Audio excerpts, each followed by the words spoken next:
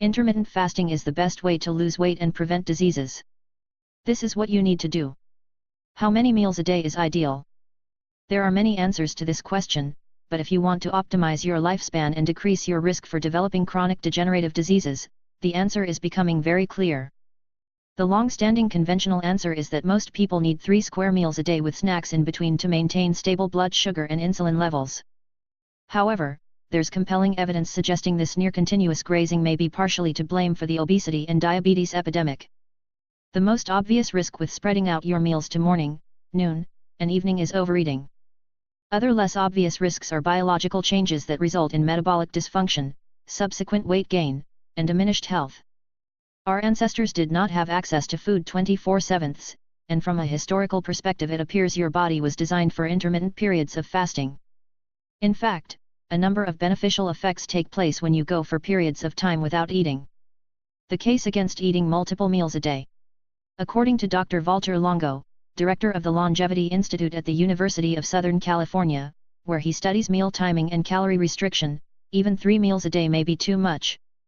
Based on his research, he's convinced the fewer meals you eat, the better you'll fare overall. As reported by Time magazine, 2. Longo says studies that support a grazing approach tend to be flawed in predictable ways. They often look only at the short-term effects of increasing meal frequency. While your appetite, metabolism, and blood sugar might at first improve, your system will grow accustomed to your new eating schedule after a month or 2. When that happens, your body will start expecting and craving food all day long instead of only around midday or dinner time. For the last couple of years, I've suggested limiting meals to a narrow window of 6 to 8 hours, ideally by skipping breakfast, and having lunch be your first meal. However, we're all different, and some people really struggle without breakfast. More recently, I have refined my views on skipping breakfast. Eat breakfast or dinner, but not both. While I'm still convinced that intermittent fasting is an important strategy for effective weight loss and disease prevention, it likely doesn't matter which meal you skip, breakfast or dinner, as long as you skip one of them. If you have a physically taxing job, you are likely better off eating a solid breakfast and lunch, and then skipping dinner. The key to remember is to only eat within a window of 6 to 8 consecutive hours each day, and avoiding food for at least 3 hours before bedtime. As long as you restrict your eating to this window, you can choose between having breakfast and lunch, or lunch and dinner, but avoid having both breakfast and dinner. If you chose to eat dinner, it's important to avoid eating for at least 3 hours before going to bed. I have recently appreciated that this is another important factor that can help optimize your mitochondrial function and prevent cellular damage from occurring, which I'll review in the next segment. That said, none of this probably applies to normal weight teens or growing children.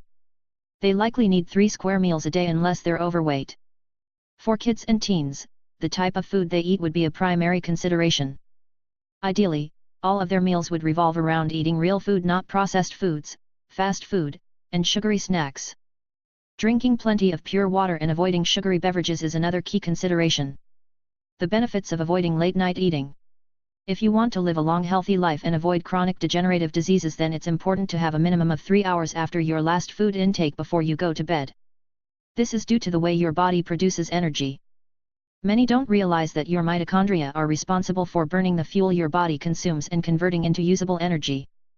These tiny bacterial derivatives live inside your cell and are optimized to create energy from the food you eat and the oxygen in the air you breathe. Your cells have between 100 and 100,000 mitochondria. Your mitochondria create energy by generating electrons that are normally transferred to ADP, adenosine triphosphate. When you don't have insulin resistance, this energy transfer works quite nicely, but when you are insulin resistant or you eat excessively, dysfunctions tend to emerge. If you consume more calories than your body can immediately use, there will be an excess of free electrons, which back up inside your mitochondria. These electrons are highly reactive and they start to leak out of the electron transport chain in the mitochondria.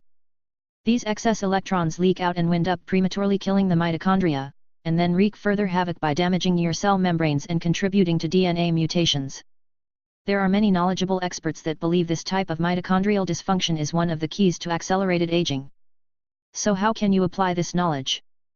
Simple: resolve your insulin resistance as soon as you can, and do not eat for at least 3 hours before you go to sleep.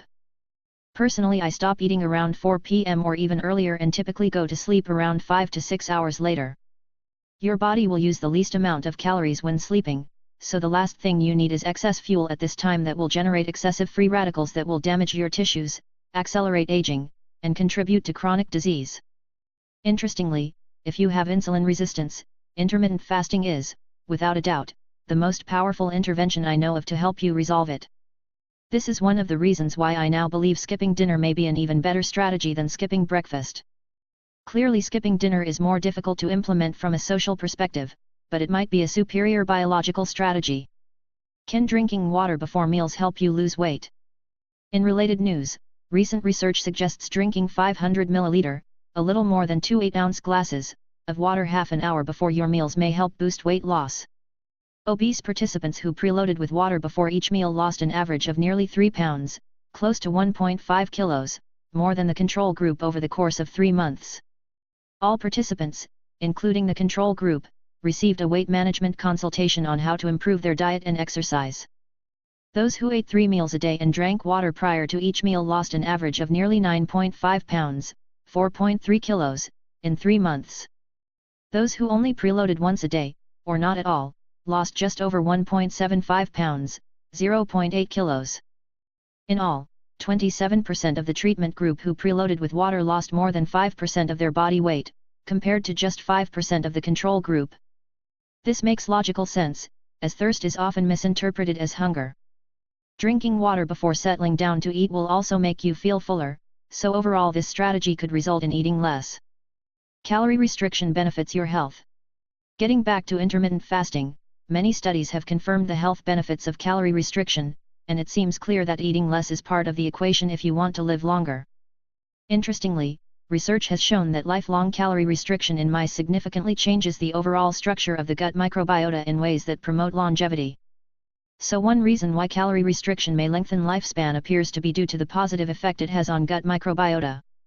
The increase in longevity is also clearly associated with a decrease in disease states that would cut your life short, and calorie restriction is associated with a number of health improvements, including reduced visceral fat, reduced inflammation, lower blood pressure, and improved insulin sensitivity, just to name a few. Earlier research has demonstrated that calorie restriction helps extend the lifespan of animals by improving insulin sensitivity and inhibiting the mTOR pathway. However, few people are keen on the idea of cutting your daily calories by about 25% or more for the rest of your life, and the good news is, you don't have to. Research has shown that intermittent fasting results in many of the same benefits as calorie restriction even if you don't place any restrictions on the number of calories you consume when you do eat.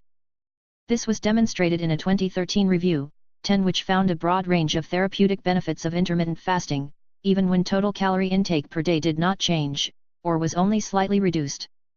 Research included in that review, and other published studies, indicate that intermittent fasting can help limit inflammation, reduce oxidative stress, and cellular damage, improve circulating glucose, reduce blood pressure, improve metabolic efficiency and body composition, including significant reductions in body weight in obese individuals, reduce LDL and total cholesterol levels, prevent or reverse type 2 diabetes, as well as slow its progression, improve immune function, and shift stem cells from a dormant state to a state of self-renewal, improve pancreatic function, improve insulin and leptin levels and insulin/leptin sensitivity, reproduce some of the cardiovascular benefits associated with physical exercise, protect against cardiovascular diseases, modulate levels of dangerous visceral fat, boost mitochondrial energy efficiency, normalize ghrelin levels, known as the hunger hormone, help eliminate sugar cravings as your body adapts to burning fat instead of sugar,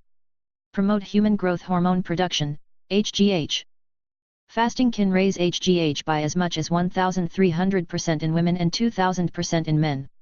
12. HGH plays an important part in health, fitness, and slowing the aging process. It's also a fat-burning hormone. Lower triglyceride levels and improve other biomarkers of disease. Boost production of brain-derived neurotrophic factor, BDNF, stimulating the release of new brain cells and triggering brain chemicals that protect against changes associated with Alzheimer's and Parkinson's disease. Alternate day fasting, restricting your meals on fasting days to about 600 calories can boost BDNF by 50 to 400%, depending on the region of the brain. Why I favor intermittent fasting over calorie restriction. Intermittent fasting also has a number of added benefits over strict calorie restriction. For starters, it's a lot easier to comply with, and compliance is everything. The calorie restriction route is also extremely dependent on high-quality nutrition. You want to sacrifice calories without sacrificing any important micronutrients, and this can be another hurdle for many who are unfamiliar with nutrition and what actually constitutes a healthy diet. You also want to avoid the counting calories and calorie restriction fallacies. Most people fail to appreciate that there are many intricate biochemical dynamics that occur that are unaccounted for when you just count calories in and calories out. While animals like rats can achieve a 40% increase in longevity through lifelong calorie restriction, such a great effect is not seen in humans, and there are good reasons for that. In terms of calorie restriction and weight, humans also tend to have an innate resistance to excessive weight loss, even in the face of severe calorie restriction. Dr. Ansel Keys demonstrated this in the mid-1940s when he designed an experiment to investigate the impact of starvation on human beings. 36 young healthy male volunteers were placed on a 24-week calorie-restricted diet of about 1,600 calories per day. They also had to walk for about 45 minutes a day. But instead of resulting in continuous weight loss, at 24 weeks their weight had stabilized, and no more weight loss could be elicited even when he reduced calorie intake down to 1,000 or less per day. The drawbacks were clear. The men became obsessed with food to the exclusion of everything else in their life, and when the calorie restriction ended, over a few weeks, they regained all of the lost weight plus about 10% more. Other studies have come to similar conclusions. So starvation-type diets may not be ideal for the average person. Your body will tend to shut down various processes in order to survive. For example, by reducing thyroid function, your body will not burn as many calories. All of this may seem hopelessly contradictory. On the one hand, calorie restriction promotes beneficial biological changes that tend to extend life. On the other, there are built-in mechanisms that when triggered by chronic calorie restriction can trigger other health problems.